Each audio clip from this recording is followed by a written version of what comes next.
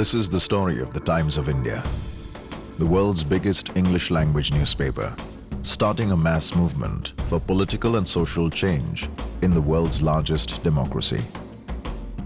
The idea was to light a fire that we fanned and fueled over the next several months through press, internet and television advertising, coupled with all manner of public demonstrations, television content programming, news coverage, speech-making and voting.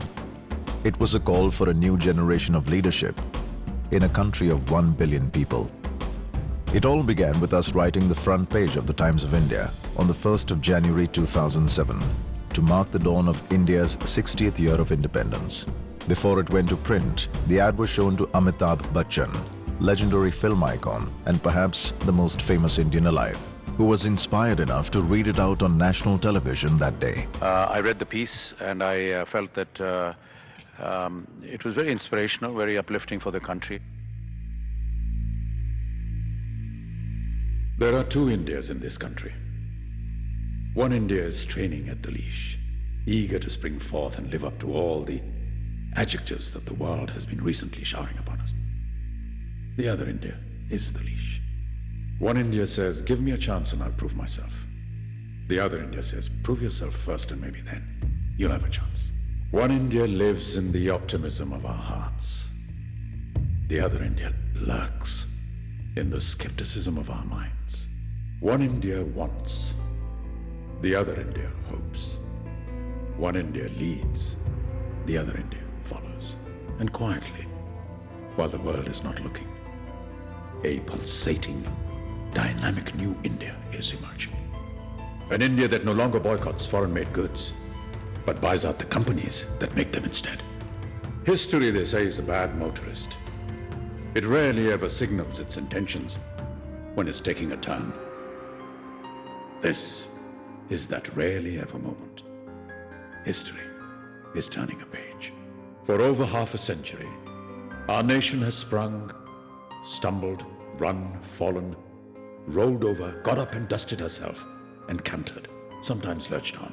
But now, in our 60th year as free nation, the ride has brought us to the edge of time's great precipice. And one India, a tiny little voice in the back of the head, is looking down at the bottom of the ravine and hesitating.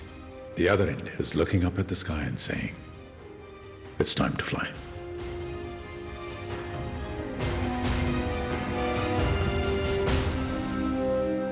Almost overnight, this single ad was downloaded millions of times, triggering off a massive public debate that spilled out onto the streets and in mainstream media, gathering momentum and arousing opinions along the way. So overwhelming was the feedback that we simply had to harness the simmering undercurrent into a nationwide call for action. It was time to launch the next phase of the Times of India campaign and empower normal citizens to stop talking about issues and start doing something about them instead.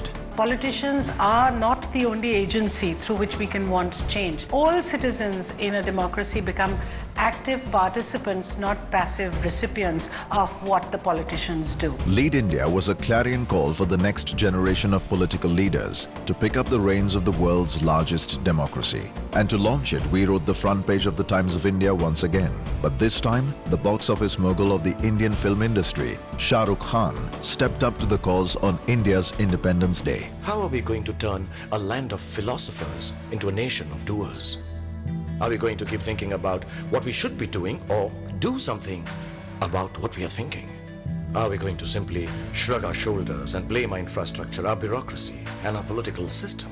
Or are we going to roll up our sleeves, get up and actually do something about it?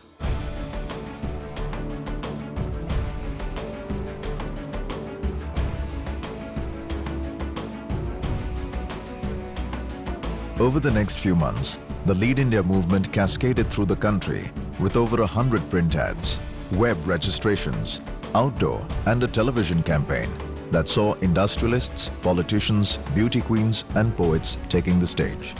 More than 34,000 citizens stepped forward as future political leaders. They were filtered down to 24 and then finally to 8 through a rigorous session of interviews, debates, group discussions and eventually public voting through SMS. Doesn't matter who becomes the leader, any one of you. But if you make a difference to them, that matters.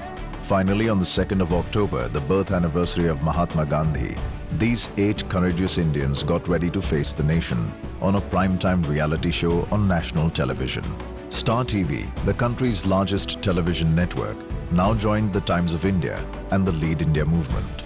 In the next 10 weeks, these 8 would fan out across the countryside tackling real citizen issues, facing the toughest grilling sessions from accomplished names in public life, and garnering support for the cause they believed in.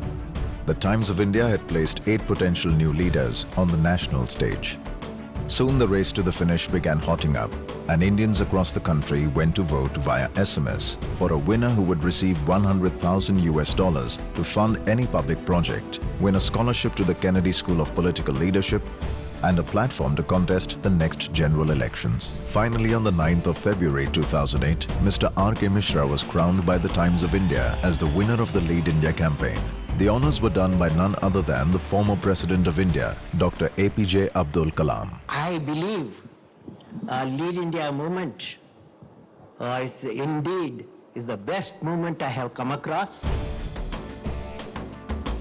And so, a campaign that started as one single ad for a newspaper ended up championing the cause for change and fresh leadership in a democracy that's 4 times the size of the USA.